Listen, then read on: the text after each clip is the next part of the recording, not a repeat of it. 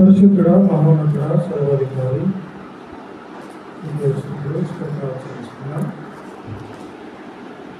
ఉపాసక్తి సంపూర్ణంగా మీకు స్తోత్రాలు కృతజ్ఞతలు తెలియజేస్తున్నాం తండ్రి. మరి దేవుడైనా మిమ్మల్ని ఎదుగక జీవిస్తూ ఉంటుంది. ఎవరో తెలియక తండ్రి మీకు దూరముగా ఉంటూ అనేక రకాలైనటువంటి మూడాచారాలు పద్ధతులు కలిగి ఉన్న మమ్మల్ని మీరు జ్ఞాపకం చేసుకొని ఈ రీతిగా మరి మమ్మల్ని నిలువబెట్టినందుకు స్తోత్రాలు చెల్లిస్తున్నాం. అమ్మైనా మరి నేను కూడా మరి మేము పొందుతున్న ఈ రక్షణను అనేకులకు అందించాలని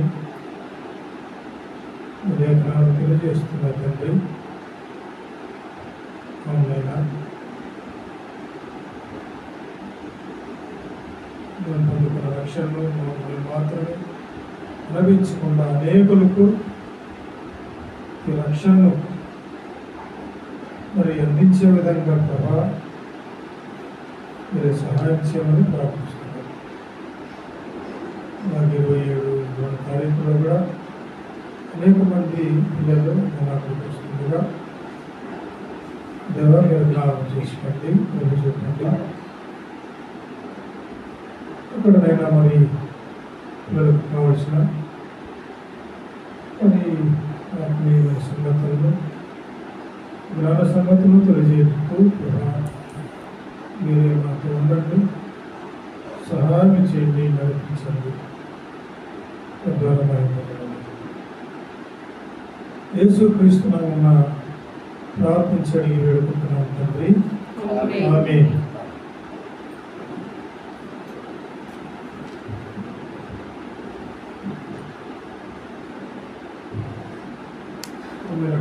దేవుని వల్ల కొన్ని మాటలు మరి దేవుళ్ళ నుంచి మనం నేర్చుకుందాం. ఈ రోజున మరి చాలామంది దేవుని మాటలు మరి వ్యర్థంగా తిరుగుతున్నటువంటి ఈ పరిస్థితుల్లో దేవుడు మనకు మనం వెతుక్కోకుండా సరే మరి దేవుడు మనకు ఈ యొక్క దేవుని మాటలు అందించాడు. మరి అందుకున్నటువంటి మనము చాలా ధన్యులు. ఎందుకంటే మరి ఈ మాటలు దొరకక చెప్పేవాడు లేక మరి ఈరోజు చాలామంది దేవుని దగ్గరికి రాకుండా పోతున్నారు. కాబట్టి దేవుని దగ్గరకు వచ్చినటువంటి మనము పొందుకున్నటువంటి రక్షణను అనేకులకు అందించాలి. అయితే మనిషి ఈ లోకపు మాయలో పడిపోయి దేవుని యొక్క పనిని మర్చిపోయి మరి అనేక రకాలుగా తిరుగుతున్నాడు. అనేక రకాలుగా మరి లోకంలో తిరుగుతూ ప్రయాసపడుతున్నాడు. కాబట్టి మనము పడే ప్రయాస మరి దేవునికి అనుకూలమైనదిగా ఉంటే చాలా మంచిది. లేకపోతే మనం పడుతున్న ప్రయాస వ్యర్థం.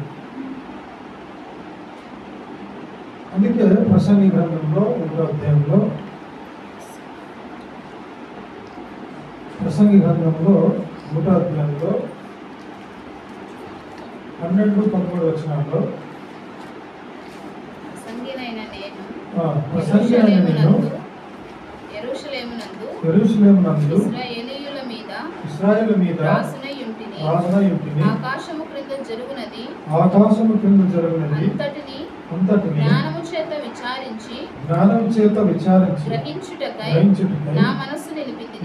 నిలిపితిని. వారు దీని చేత అభ్యాసం నందవలెనని దేవుడు మానవులకు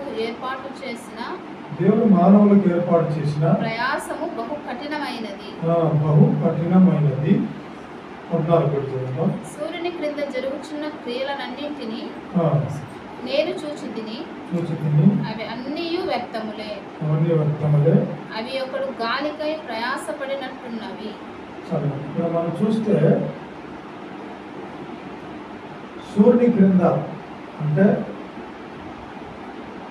మరి భూమి మీద జరుగుతున్నటువంటి మనుషులు పడుతున్న ప్రతి ప్రయాస కూడా ఇక్కడ వ్యర్థం అంటున్నాడు. ప్రయాస అనే మాట చాలాసార్లు మనకు కనబడుతుంది. ప్రయాస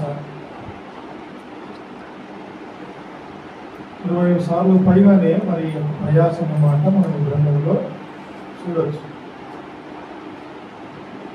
అలాగే సూర్యుడి క్రింద అనే మాట కూడా మరి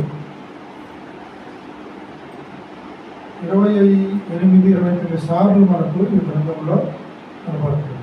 సూర్యుడి క్రింద అనే మాట. అలాగే గాలి అనే మాట కూడా 14 సార్లు మనకు కనబడుతుంది. గాలి. అందుకే మనము ఏం నేర్చుకోవాలంటే దేవుడు గాలి ద్వారా మనకు ఏం నేర్పిస్తున్నాడు అనే పాఠం నేర్చుకోవాలి. గాలి ద్వారా దేవుడు మనకు నేర్పించే పాఠం. గాలి ఏం నేర్పిస్తుంది అనేది మనందరికీ మరి ఒక రకమైనటువంటి ఆలోచన వస్తుంది.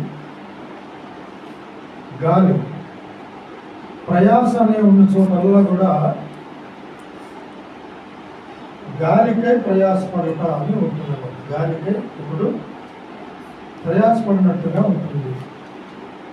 ప్రయాస అనే చోటు ఉన్న చోటల్లా కూడా మరి ఒకడు గాలికి ప్రయాసపడినట్టుగా ఉంటుంది. చూసిన ప్రతి మాట కూడా మరి ప్రయాస అనే ప్రతి చోట కూడా ఒకడు గాలికై ప్రయాసపడినట్టుగా ఉంటుంది అని అక్కడ మనం చూడవచ్చు. ఏమైనా దేని వాళ్ళరా మరి రోజున చాలామంది గాలికి తిరిగే వాళ్ళని మనం చూస్తున్నాం. గాలికి అలా తిరిగే వాళ్ళని ఏమంటామంటే ఎందుకురా గాలికి అలా తిరుగుతున్నాము అంటారు కదా. గాలికి మరి లోకస్తులు గాలికి తిరుగుతున్నారు. మరి లోకంలో లేని వారు కూడా గాలికి తిరుగుతున్నారు. మరి ఈ రోజున లోకస్తులు చాలా మంది గాలికి తిరుగుతున్నారు. ఆ గాలికి తిరిగే వాళ్ళ ప్రయాసం అంతా కూడా వ్యర్థం అంటున్నారు. లోకస్తులు చాలా మంది గాలికి తిరుగుతున్నారు. వాళ్ళ ప్రయాసంతో కూడా వ్యర్థం. ఉదాహరణకి మన లోకంలో చాలా మంది గొప్పవాళ్ళు ఉన్నారు. మనకంటే గొప్పవాళ్ళు ఉన్నారు లోకస్తులు. మరి రామోజీరావు, చంద్రబాబు నాయుడు కదా, జగన్, మరి వీళ్ళంతా కూడా గాలికి తిరుగుతున్నారు. తెలుసా మీ అందరికీ?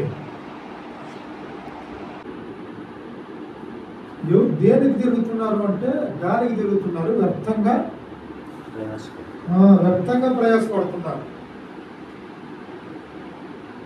మరి ఇలాంటి వారందరినీ కూడా దేవుడు ఏమన్నాడంటే వారి ప్రయాసంతా కూడా గాలికే. వారి ప్రయాసంతా కూడా గాలికి. అలాగే బైబిల్లో కూడా ఒక వ్యక్తి ఉన్నాడు. ఇప్పుడు చదువుకున్నటువంటి గ్రంథంలోనే ఆయన రాజు అయిన సొలొమోను. ఆయన కూడా గాలికి తిరిగాడు. ఆయన కూడా గాలికి తిరిగాడు. చూడండి 2వ అధ్యాయంలో మనం చూస్తే మరి 4వ వచనంలో నుంచి ఆఖరి వచనం వరకు కూడా మనం చదివితే ఆయన కొరకు గాలికి తిరిగి ఆయన కొరకు గొప్ప పనులు చేయబడుకున్నాడంట. ఆయన కొరకు గొప్ప గొప్ప పనులు చేయబడుకున్నాడు. ఏమి పనులు అంటే నా కొరకు ఇల్లు కట్టించుకుంటుంది, ద్రాక్ష తోటలు కట్టించుకుంటుంది, శృంగార వనములు వేయించుకుంటుంది, సకల విధమైన ఫలవృక్షములు నారుమల్లు, అలాగే చెరువులు, పనివారు పనికత్తెలు, తర్వాత గొర్రెలు మేకలు మందలు, తర్వాత వెండి బంగారములు, అలాగే బహుమంది భార్యలు ఉపపత్నులు,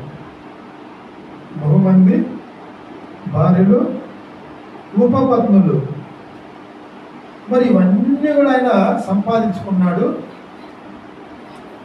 సంపాదించుకున్నటువంటి ఈయన వీటన్నిటినీ సంపాదించుకొని ఒకసారి ముందు పెట్టుకొని చూస్తే ఆయనకి ఏమనిపించిందంటే 11వ వచనంలో అప్పుడు నేను చేసిన పనులన్నీ వాటి కొరకై నేను పడిన ప్రయాసం అంతయు నేను నిదానించి వివేచింపగా అవన్నీ వ్యర్థమైనవి గాను ఒకడు గాలికి ప్రయాసపడినట్టుగాను అగ్గుపడెను. చూడండి, దేవుడు గాలి అనే మాటను మనకు గుర్తు చేస్తున్నాడు. గాలి ఒకరి ప్రయాస దేనితో పోలుస్తున్నాడు? గాలితో పోలుస్తున్నాడు. గాలి మరి మనందరికీ గాలి తెలుసు. పంచభూతాల్లో కదా, పంచభూతాలు 5. పంచభూతాలన్నీ 5: నింగి, నేల, నీరు, గాలి, అగ్ని. మరి వీటి ద్వారా దేవుడు నమ్ముకున్న వాళ్ళకు ఒక పాఠం నేర్పించాలనుకున్నాడు. ఎందుకంటే వ్యర్థంగా తిరుగుతున్నాడు మనిషి. ఈరోజు మనిషి ఎలా తిరుగుతున్నాడు? వ్యర్థంగా తిరుగుతున్నాడు, వ్యర్థంగా ప్రయాసపడుతున్నాడు. దేవుడు మనకిచ్చినటువంటి రక్షణను మర్చిపోయి ఏం చేస్తున్నాడు ఈ రోజున అంటే వ్యర్థంగా తిరుగుతున్నాడు. అందుకే నీకు గాలి గురించి చెప్పాలనుకున్నాడు. ఏం చెప్పాలంట? గాలి గురించి నీకు చెప్తే ఆ గాలి ఏం చేస్తుందో కనీసం నువ్వన్నా పని చేస్తావు అని గాలి ద్వారా కొన్ని మరి మాటలు మనకు నేర్పించాలనుకున్నాం. మరి గాలిని లక్షణాలు కొన్ని ఉన్నాయి కదా. గాలి లక్షణాలు ఏమిటంటే గాలి కంటికి కనబడదు,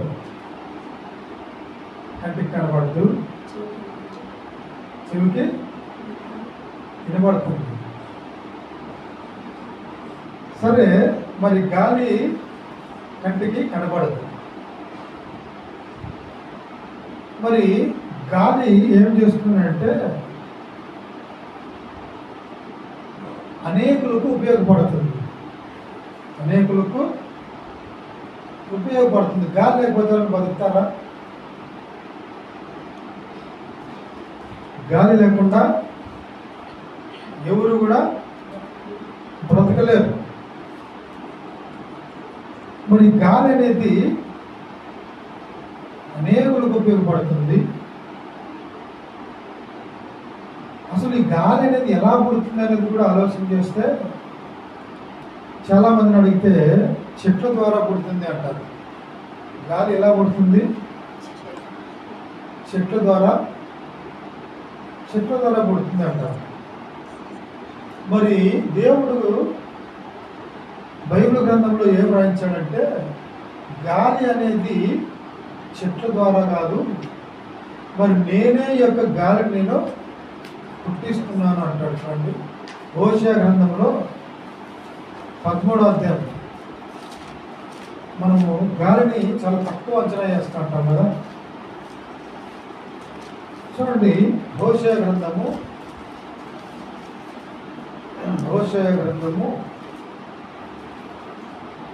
పేజీ నంబరు హోషేయ గ్రంథము 13వ అధ్యాయము 15వ వచనాన్ని ఒకసారి చదవండి. నిజముగా ఎఫ్రాయిము తన సహోదరులలో ఫలాభివృద్ధి నొందును, అయితే తూర్పు గాలి వచ్చును, యెహోవా పుట్టించు గాలి అరణ్యంలో నుండి లేచును. గాలి అనేది ఎవరు పుట్టిస్తున్నారు? గాలి అనేది దేవుడు పుట్టిస్తున్నాడు గాలి. మరి ఈ గాలి బరువు ఉంటుందని కూడా మనందరికీ కదా, గాలికి బరువు ఉంటుందనేది కూడా మనకు తెలుసు. యోబు గ్రంథము 28వ అధ్యాయంలో 25వ వచనంలో మనం చూస్తే, యోబు గ్రంథము 28వ అధ్యాయం 25వ వచనం, గాలికి ఇంత బరువు ఉండవల్లని ఆయన నియమించినప్పుడు. సరే, గాలికి ఇంత బరువు, గాలికి ఏముంది? ఇప్పుడు బరువు ఉంది. ఎందుకు బరువు ఉంది అంటే గాలిలో కొన్ని వాయువులు ఉన్నాయి. కార్బన్ డైఆక్సైడ్, ఆక్సిజన్, నత్రజని, హీలియము, నీటి ఏం చుట్టూ కొన్ని ఇవన్నీ కూడా గాలిలో ఉన్నాయన్నమాట. గాలి అందుకే మరి గాలిలో ఇవన్నీ కూడా ప్రయాణం చేసుకుంటూ ఉంటాయి కాబట్టి బరువు ఉంటుంది. అలాగే గాలి ఒక చోట నుంచి ఇంకో చోటుకి ప్రయాణిస్తుంది. గాలి ఒక చోటు నుంచి ఇంకొక చోటుకి ప్రయాణిస్తుంది. చూడండి ప్రసంగి గ్రంథము 1వ అధ్యాయం 6వ వచనంలో ఆ మాట మనం చూడొచ్చు. గాలి దక్షిణమునకు పోయి ఉత్తరమునకు తిరుగును. సరే, ఇక్కడ మనం చూస్తే గాలి ఎక్కడికి పోతుంది? గాలి దక్షిణమునకు పోయి ఉత్తరమునకు తిరుగును, ఇట్లు మరలా తిరుగుచున్నది. గాలి దక్షిణమునకు పోయి ఉత్తరానికి తిరుగుతుంది. భూమి తూర్పు నుంచి పడమరకి, గాలి ఉత్తర దక్షిణ దిశగా తిరుగుతుంది అన్నమాట. మరి ఈ గాలి అనేక లక్షణాలను కలిగి ఉన్నటువంటి ఈ గాలి మనుషులకు ఉపయోగపడుతుంది. గాలి లేకపోతే మనుషుడు కూడా బ్రతకలేడు. గాలి అనేక చోట్లకు వెళుతుంది, అనేకులను బ్రతికిస్తుంది. అలాగే గాలి లేకపోతే మనుషులు చనిపోతారు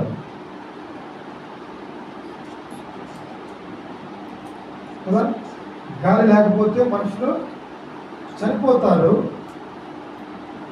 ఒకసారి దేవుడికి కోపం వచ్చింది అనుకోండి, మనుషులు చంపేయాలనుకుంటే గాలితోనే చంపేయగలడు. గాలి బతికిస్తుంది కదా. తర్వాత మనుషులు చంపేయాలనుకున్నా కూడా చూడండి, మనం చూస్తే ఆ మాటలు నిర్గమకాండంలో 10వ అధ్యాయము 19వ వచనాన్ని మనం చూస్తే, నిర్గమకాండము 10వ అధ్యాయము అప్పుడు యెహోవా గాలిని త్రిప్పి ఆ, మహాబలమైన పడమటి గాలిని విసిర చేయగా ఆ, అది ఆ మిడతలను కొంచిపోయి ఎర్ర సముద్రంలో పడవేసెను. ఆ. ఏం కాలం అది? నిర్గమకాండము 10వ అధ్యాయము 19వ వచనంలో ఏం గాలది? పడమటి గాల. పడమటి గాలి. ఒకసారి చదవండి, ఇంకోటి చదవండి. అప్పుడు యెహోవా అప్పుడు గాలిని యెహోవా త్రిప్పి గాలిని త్రిప్పి మహాబలమైన పడమటి గాలి పడమటి గాలి విసరజేయగా అది మిడతలను కొంచుపోయి కొంచుకుపోయి ఎర్ర సముద్రంలో పడవేసి ఎర్ర సముద్రంలో పడవేసును. ఇంకా మనం చూస్తే 13వ వచనంలో కూడా అదే అధ్యాయంలో 13వ వచనంలో మోషే ఐగుప్తు దేశం మీద తన కర్రను చాపుగా యెహోవా ఆ పగలంతయు ఆ రాత్రంతయు ఆ దేశం మీద తూర్పు గాలిని విసరజేసెను. తూర్పు గాలిని విసరజేసాను. అలాగే మరి యోబు గ్రంథంలో కూడా 27వ అధ్యాయం 25వ వచనాన్ని ఒకసారి మనం చదువుకుందాం. యోబు గ్రంథం 27వ అధ్యాయంలో 25వ వచనాన్ని, యోబు గ్రంథము 27వ అధ్యాయం 25 లేదు, యోబు గ్రంథము 27-25 25 వచనం లేదు. లేదా యెషయా గ్రంథం 27:8. యెషయా గ్రంథము 27:8. యెషయా గ్రంథము 27. నీవు దాన్ని వెళ్ళగొట్టినప్పుడు ఆ, మితముగా దానికి శిక్ష విధించితివి. తూర్పు గాలిని తెప్పించి కఠినమైన తుఫాను చేత దాన్ని తొలగించితివి. 27:8వ వచనంలో నీవు దాన్ని వెళ్ళగొట్టినప్పుడు మితముగా దానికి శిక్ష విధించితివి. తూర్పు గాలిని తెప్పించి కఠినమైన తుఫాను చేత దాన్ని తొలగించితివి. అలాగే హెజ్కేల్ గ్రంథంలో కూడా మరి ఆ యొక్క గాలి ఫెనుగాలిగా మారి మరి అనేకులను చంపింది. కాబట్టి ఈ యొక్క గాలి ఏం చేస్తుందంటే మనుషులను బ్రతికిస్తుంది, మనుషులను చంపేస్తుంది. కాబట్టి ప్రియమైనటువంటి దేవుని వల్లారా, ఈ గాలి మనిషికి చాలా అవసరము. అలాగే మరి దేవుడు ఏం కోరుకుంటున్నాడంటే ప్రతి మనిషి కూడా ఈరోజు వ్యర్థంగా గడుపుతున్నటువంటి ఈ మనిషి ఏం చేయాలంటే గాలికి తిరగకోకుండా దేవుని పనిలో ప్రయాసపడాలని తెలియజేస్తున్నాడు. దేవుని కొరకు ప్రయాస, దేవుని పని విషయమై ప్రయాస. మరి ఈ రోజున చాలామంది ప్రయాసపడుతున్నారు, కానీ గాలి మాదిరిగా మనము ప్రయాసపడితే చాలా విలువ ఉంటుంది. గాలి ఏ విధంగా అయితే మనుషులకు ఉపయోగపడుతుందో, ఏ విధంగా అయితే గాలి బ్రతికిస్తుందో, అలాగే మన ప్రయాస అంతా కూడా వాక్యాన్ని ప్రకటించుటలో మనము ప్రయాసపడాలి, వాక్యాన్ని పంచుటలో మనము ప్రయాసపడాలి, వాక్యాన్ని అనేక చోట్లకు తీసుకెళ్లే విధంగా మనము ప్రయాసపడాలి.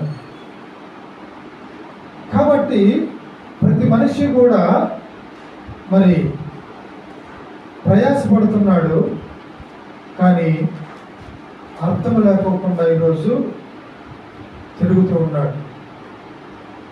గాలి ఎప్పుడు కూడా వ్యర్థంగా ఊరికే ఉండిపోదు, తిరుగుతూ ఉంటుంది. గాలి అనేకులకు ఉపయోగపడుతుంది. కాబట్టి మనమందరం కూడా మరి గాలిలాగా మనము పని చేయాలి, అనేక చోట్లకు వెళ్ళాలి. మరి ఏ విధంగా అయితే గాలి ఉపయోగపడుతుందో అలాగే దేవుని వాక్యాన్ని కూడా మనము అనేకులకు పంచి మరి ప్రయాసపడాలి. మరి పాత నిబంధనలో కొంతమంది ఏ ఏ విషయాల్లో ప్రయాసపడ్డారో ఒకసారి మనం చూద్దాం. నెహెమ్యా గ్రంథము 4వ అధ్యాయము 21వ వచనాన్ని చదువుకుందాం. నెహెమ్యా గ్రంథము 4వ అధ్యాయము 21వ వచనాన్ని ఒకసారి చదువుదాం. ఆ ప్రకారము నెహెమ్యా గ్రంథము 4వ అధ్యాయము 21. ఆ ప్రకారము మేము పనియందు ప్రయాసపడితిమి. సగము మంది ఉదయం మొదలుకొని నక్షత్రంలో అగుపడి వరకు ఈటలు పట్టుకొని. ఇక్కడ మనం చూస్తే నెహెమ్యా గ్రంథంలో 4వ అధ్యాయం 21లో ఏం రాయబడింది? ఇంకోసారి చదవమ్మా. ఆ ప్రకారము మేము పనియందు ప్రయాసపడితిమి. పనియందు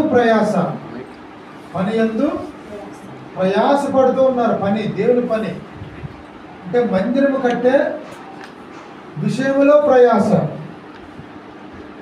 మరి ఇలాంటి ప్రయాస ఆనాడు భక్తులు పడుతూ ఉన్నారు. ఎంతగానో ప్రయాస. వారు వ్యర్థంగా తిరగలేదు.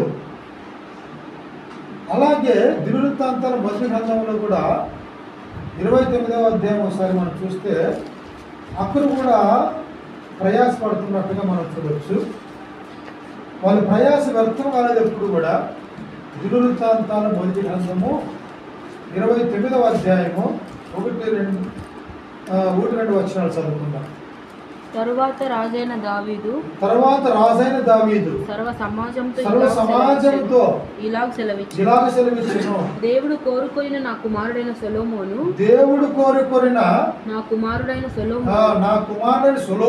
ఇంకను లేత ప్రాయము గల బాలుడై ఉన్నాడు. కట్టబో ఆలయము మనుషునికి కాదు, దేవుడైన యెహోవాకి గనుక ఈ పని బహు గొప్పది. నేను బహుగా ప్రయాసపడి నా దేవుని మందిరమునకు కావలసిన బంగారపు పనికి బంగారమును, వెండి పనికి వెండిని, ఇత్తడి పనికి ఇత్తడిని, ఇనుప పనికి ఇనుమును, కర్ర పనికి కర్రలను, గోమేధికపు రాళ్లను, చెక్కుడు రాళ్లను, వింతైన వర్ణములు గల పలు విధముల రాళ్లను, మిక్కిలి వెలగల నానావిధ రత్నములను, తెల్ల చలువ రాయి విశేషంగా సంపాదించింది. మనం చూస్తే రాజైన దావీదు మందిరం కట్టాలనుకున్నాడు. అయితే మందిరము కట్టాలని దావీదును కోరుకోలేదు దేవుడు. కానీ ఎవరు కోరుకున్నాడు అంటే తన కుమారుడైనటువంటి సొలొమోను. మరి సొలొమోనును కోరుకున్నాడు. అయితే రాజు ఏం చేశాడంటే మరి మందిరానికి కావలసినటువంటి ప్రతిదీ కూడా సమకూరుస్తున్నాడు. ఈ సమకూర్చుట్లో ఆయన ఏమంటున్నాడంటే 2వ వచనంలో, నేను బహుగా ప్రయాసపడి నా దేవుని మందిరమునకు కావలసిన పనికి బంగారమును, వెండిని, వెండి పనికి వెండిని, ఇత్తడిని, ఇనుము పనికి ఇనుముని, ఇలా అన్ని వస్తువులను ఆయన సేకరిస్తున్నాడు. మరి సేకరించడం అంటే అదంత తేలిక కాదు. కాబట్టి చాలా ప్రయాసపడుతున్నాడు. కాబట్టి పాత నిబంధనలో భక్తులు దేవుని పని అంటే మందిరము విషయంలో వారికి అదే పని. మరి అలాంటి మందిర పని విషయంలో వాళ్ళు ప్రయాసపడుతున్నారు. అలాగే మరి కొత్త నిబంధనలో ఉన్నటువంటి వాళ్ళు దేని కొరకు వాళ్ళు ప్రయాసపడుతున్నారు. మరి కొన్ని మాటలు మనము చూసుకుందాం. కొత్త నిబంధనలో భక్తులైన వారు దేని కొరకు వాళ్ళు ప్రయాసపడుతున్నారు ఒకసారి మనం చూద్దాం. కొలస్సీలకు రాసిన పత్రిక 4వ అధ్యాయము 13వ వచనాన్ని మనం చదువుకుందాం. కొలస్సీలకు రాసిన పత్రిక 4వ అధ్యాయము ఇతడు మీ కొరకును 4వ అధ్యాయము 13వ వచనం. ఇతడు మీ కొరకును లవోదికయ వారి కొరకును హియోరా వారి పోలి వారి కొరకును ప్రయాసపడుచున్నాడని ఇతనిని గూర్చి సాక్ష్యం ఇస్తున్నాడు. ఇతడు ఎవరంటే ఎపఫ్రా. ఈయన కొన్ని సంఘాల కొరకు చాలా ప్రయాసపడుతున్నాడంట, చాలా ప్రయాస కదా. ఏమి ప్రయాస? వారందరూ కూడా ప్రతి విషయంలో దేవుని చిత్తమును గూర్చి సంపూర్ణ నిశ్చయత గలవారనై ఉండవాలని, నిశ్చయత గలవారనై నిలకడగా ఉండవాలని. చూడండి, దేవుని చిత్తాన్ని నెరవేర్చుటలో నిలకడగా ఉండాలని. ఇతడు ఎల్లప్పుడూ మరి తన ప్రార్థనలో మీ కొరకు తన ప్రార్థనలో పోరాడుచు ఉన్నాడు. చాలా ప్రయాస కూడా పడుతూ ఉన్నాడు, ప్రయాస. మరి రోజున లోకస్తులు దేని కొరకు ప్రయాసపడుతున్నారంటే వారి ఆస్తులు సంపాదించుకోవాలి. అలాగే క్రైస్తవులు కూడా ఆస్తుల కొరకు ప్రయాస. చాలామంది ఈ రోజున మరి ఆత్మల సంపాదన పేరుతో ఆస్తులను కూడబెడుతూ ఉన్నారు. కొంతమంది దైవ సేవకులను చూస్తే మరి గవర్నమెంట్కి 500 కోట్లు 400 కోట్లు. అందుకే మనం అందరం కూడా ఏం చేయాలంటే, మరి పాత నిబంధనలో భక్తులు ఏం చేశారంటే దేవుని పని విషయం అంటే మందిరం కట్టే విషయంలో వాళ్ళు ప్రయాసపడ్డారు. రాజైన సొలొమోను కూడా మరి ప్రారంభంలో ఆయన గాలికి తిరుగునట్టుగా తిరిగాడు, తన కోసం అన్ని సంపాదించుకున్నాడు, ప్రయాసపడ్డాడు. కానీ నేను వ్యర్థంగా తిరిగానని మరి ఆయన ఆఖరి అధ్యాయంలో, అలాగే అనేక ఈ గ్రంథాల అధ్యాయాలంతా కూడా మనము చూడొచ్చు అన్నమాట. కాబట్టి దేవుని రాజ్యము కట్టుటలో ప్రయాసపడాలి. మరి దీనిలో ఎపఫ్రా అనే ఒక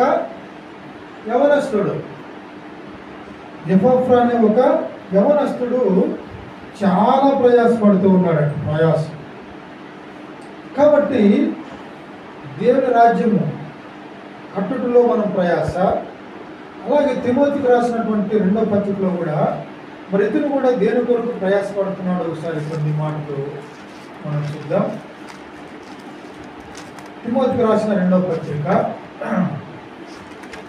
తిమోతికి రాసిన 2వ పత్రిక 4వ అధ్యాయము 2వ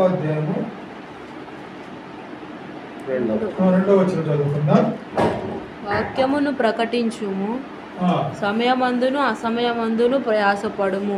ఇక్కడ మనం చూస్తే వాక్యమును ప్రకటించుము, సమయమందును అసమయమందును ప్రయాసపడము అంటున్నాడు. వాక్యాన్ని ప్రకటించాలి. మరి ఈ రోజున మనకు వాక్యం ప్రకటించకపోతే మనము దేవుని నమ్మే వాళ్ళము కాదు. మరి మా బాలసుందర మంకులు ఆయన రాత్రనక పగలనక ప్రకటించాడు వాక్యం. ఆయన ఎప్పుడు కూడా ఇంటితో ఖాళీ ఉండలేదు. మరి అంత వృద్ధాప్యంలో కూడా దాదాపు 60 సంవత్సరాలు 70 సంవత్సరాల వయసులో ఊరూరు తిరిగాడు. ఊరూరు తిరిగి మంచం మీద, ఆయనకు మంచం అవుతుంటే చాలు, ఇంకేం అవసరం లేదు. ఆయన మంచం మీద పడుకొని మరి అనేక గ్రామాలను తిరిగి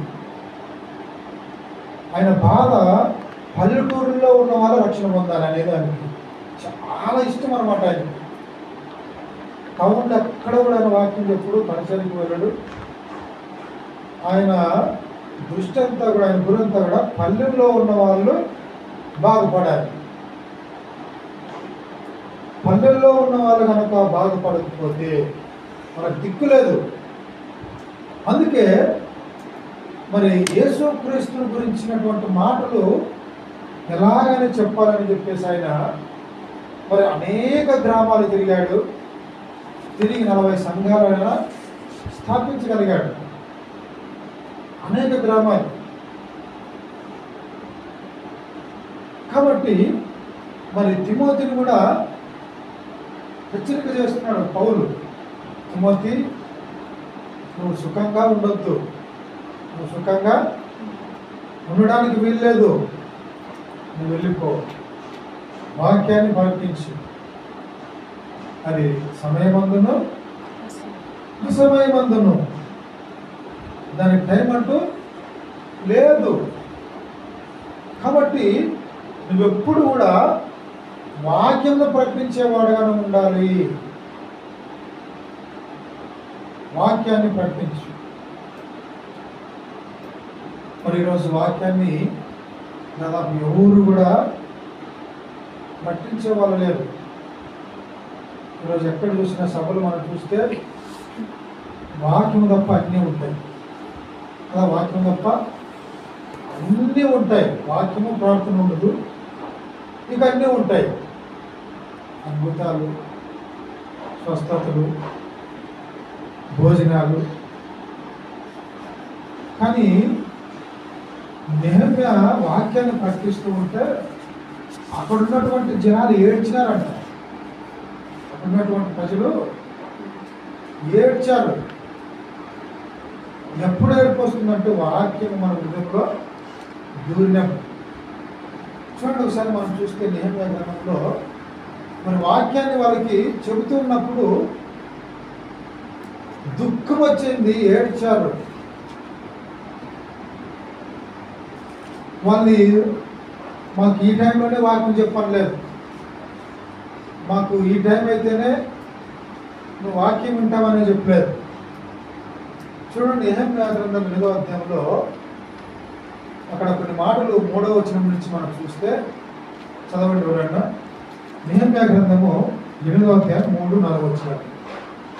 నీటి గుమ్మం ఎదుటనున్న మైదానంలో ఉదయం మొదలుకొని మధ్యాహ్నం వరకు నిలుచున్న ఆ స్త్రీ పురుషులకును తెలివితో వినగల వారందరికీ చదివి వినిపించుచు వచ్చెను. ఆ జనులందరూ ధర్మశాస్త్ర గ్రంథమును శ్రద్ధతో వినిది. చాలా ఇక్కడ మనం చూస్తే నీటి గుమ్మం ఎదురున్న మైదానంలో ఉదయము మొదలుకొని మధ్యాహ్నం వరకు నిలబడడానికి శక్తి కలిగిన వారు స్త్రీ పురుషులందరూ కూడా, తర్వాత తెలివితో వినగల వారు, వాక్యాన్ని తెలివితో వినాలంట. తెలివితో వినగల వారికి చదివి వినిపించుచు వచ్చెను. ఆ జనులందరూ ధర్మశాస్త్రమును శ్రద్ధతో వినిరి. మరి విన్నప్పుడు ఏం జరిగింది? 9వ వచనం చదువుకుందాం. జనులందరూ ధర్మశాస్త్ర గ్రంథపు మాటలు విని ఏడవ మొదలు పెట్టగా అధికారి అయిన నెహెమ్యాయు యాజకుడును శాస్త్రీయులకు ఇజ్రాయిలు జనులకు బోధించుచు లేవీయులను మీరు దుఃఖపడవద్దు, ఏడవవద్దు. ఈ దినము మీ దేవుడైన యెహోవాకు ప్రతిష్ఠిత దినమని జనులతో చెప్పిరి. చూడండి పిల్లరా, ఇక్కడ మనం చూస్తే వాక్యము ప్రకటించబడుతూ ఉన్నప్పుడు వారికి ఏమొచ్చిందంటే దుఃఖం వచ్చిందంట, బాధ. అయ్యో మేము ఇంత పాపులమా, మేము ఇంత అపవిత్రులమా అని ఏడ్చారంట వాళ్ళు. అందుకే స్వస్థత సభల్లో మారు మనసు, పాప క్షమాపణ గురించినటువంటి బోధ ఎక్కువ ఉండాలన్నమాట. స్వార్థ సభలు ఎక్కడైతే మనం నిర్వహిస్తామో మారు మనసు, పాప క్షమాపణ, నేను పాపిని వాళ్ళు గ్రహించాలి, మారు మనసు పొందాలి, పశ్చాత్తాపం జరగాలి, అలాంటి ప్రక్రియ జరగాలి. కానీ ఈ రోజున ఎక్కడ కూడా మాటలు మనము చూడలేదు, వినపడడం లేదు. రోగాల విషయంలో ఏడుస్తున్నారు చాలామంది కదా. ఆ సభల్లో మనం చూస్తే ఆ ఏడ్చే వాళ్ళు చూస్తే ఎందుకు ఏడుస్తున్నారో కూడా అర్థం కాదు. పాపములను మేము అపరాధం చేశామయ్యా మేము అని వాళ్ళు గట్టిగా ఏడ్చారు. కొత్త నిబంధనలో కూడా పౌలు బోధిస్తూ ఉంటే మరి అపోస్తల కార్యంలో మరి ఇక్కడ కూడా మనం చూస్తే 2వ అధ్యాయంలో మరి ఆ మాటలు ప్రకటించబడుతున్నప్పుడు పొడవబడి అని రాయబడింది కదా, గుచ్చబడి. చూడండి అపోస్తల కార్యాల గ్రంథంలో 37వ వచనం, 2వ అధ్యాయం 37వ వచనంలో వారు ఈ మాట విని హృదయంలో నొచ్చుకొని సహోదరులారా మేమేమి చేతమని పేతురును కడమ అపోస్తలులను అడగగా. చూడండి, పేతురు వాక్యాన్ని పఠిస్తున్నప్పుడు వాళ్ళు హృదయంలో నొచ్చుకున్నారంట. మేమేం చేయాలో చెప్పుగా అనే స్థాయికి వాళ్ళు ఇచ్చారు. కాబట్టి ప్రియమైన దేవుని వల్ల వాక్యము ప్రకటించబడుతూ ఉన్నప్పుడు అన్యులలో కానీ ధన్యుల్లో కానీ మరి పొడవబడాలి, పుచ్చబడాలి, వాళ్ళు పశ్చాత్తాపం రావాలి. అలాంటిది దేవుడు కోరుకుంటున్నాడు. అలాంటి వాక్యాన్ని మీరు ప్రకటించండి అంటున్నాడు. కాబట్టి దేవుని వాక్యాన్ని మనము ఎప్పుడు ప్రకటించాలి. ఆఖరిగా మనము ఒకటి చూసుకొని మనము ముగించుకుందాం. ప్రార్థన సమయం అవుతుంది కాబట్టి తిమోతికి రాసిన మొదటి పత్రిక 6వ అధ్యాయము 11వ వచనంలో, తిమోతికి రాసిన మొదటి పత్రిక 6వ అధ్యాయము 11వ వచనంలో తిమోతికి రాసిన నీవైతే వీటిని విసర్జించి నీతిని భక్తిని విశ్వాసమును ప్రేమను ఓర్పును సాత్వికమును సంపాదించుకొనుటకు ప్రయాసపడు. ఇక్కడ మనం చూస్తే కొన్నిటిని సంపాదించుకొనుటకు ప్రయాసపడాలి అని అంటున్నారు. లోకస్తులు ఆస్తిని సంపాదించుకొని మరి పోయేటప్పుడు వాళ్ళు ఏది కూడా వెంట తీసుకెళ్ళరని ప్రసంగి 5వ అధ్యాయం 15వ వచనంలో చూడొచ్చు మనము. ఏది కూడా వాళ్ళు మరి తమ వెంట ఒక వస్తువు కూడా తీసుకొని వెళ్ళరు అని రాయబడింది ప్రసంగి 5:10లో. వాళ్ళ కష్టార్జితం అంతా కూడా నోటికే కదా అంటాడు.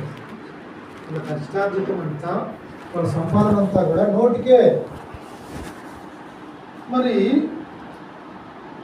అనవసరంగా గాలికి తిరిగి మరి సంపాదించిందంతా కూడా వాళ్ళు ఏమి పట్టుకుపోరు. చివరికి దేవుని కొరకు ఏది సంపాదించుకోకుండా క్రైస్తవులు కానీ క్రైస్తవేతలు కానీ